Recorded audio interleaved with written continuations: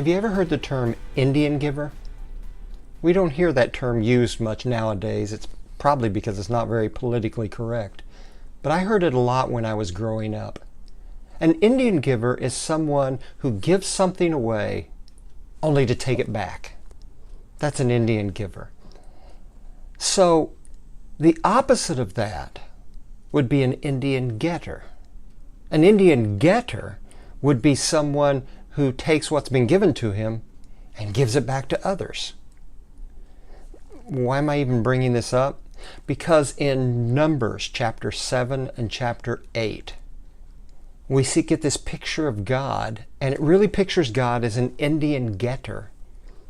People are giving God everything in those chapters. He's getting gold, and they're giving him their silver. They're giving him carts and oxen and lamb and rams. They even give him a whole tribe of people called the Levites to work for him. And yet what we see in those chapters is God takes everything the people give him and he turns around and gives it back to them, just like an Indian getter. And he gives it back to them so that they can flourish and prosper, and that when they flourish and prosper, they in turn give more back to him. And it just keeps repeating the cycle. It's really a great deal.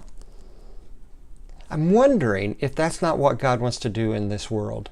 He wants to infiltrate the world with a bunch of Indian getters, with a bunch of people who take everything he's given them and give it out into the world so that the world can prosper and so that he can give us more and so that we can keep giving it out. Can you imagine what a difference that would make in our world? Can you imagine what a difference that would make in your life and the people around you? I challenge you this week. Try being an Indian getter. Take all the many things and blessings and the gifts God's given you and see how you can give them out. It will make a difference. See you next week.